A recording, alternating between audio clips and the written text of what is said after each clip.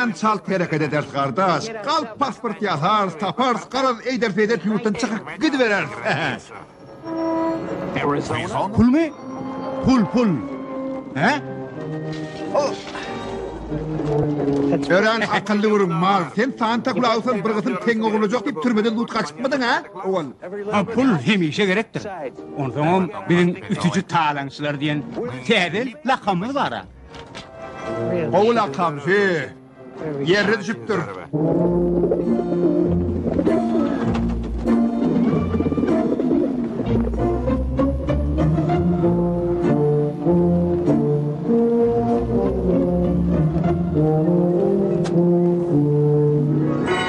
Plaza mihmanxonasi New York'un yatdan çıkmayacak ta'tirleri.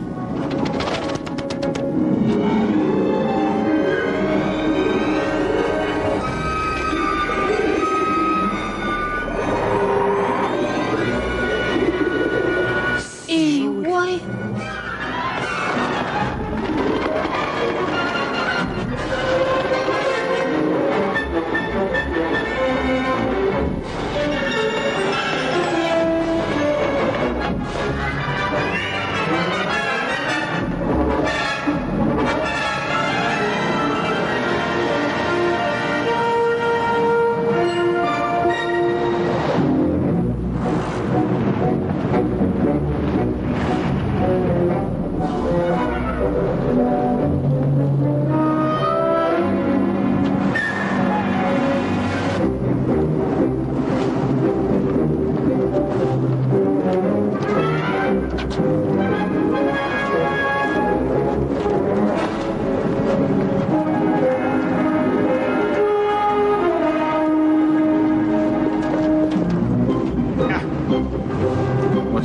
Dinleme o.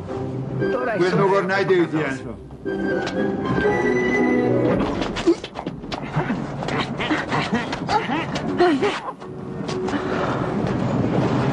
Bağışlan hanım.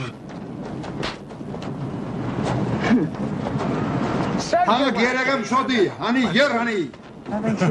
Men ona yaraydım ödeyen.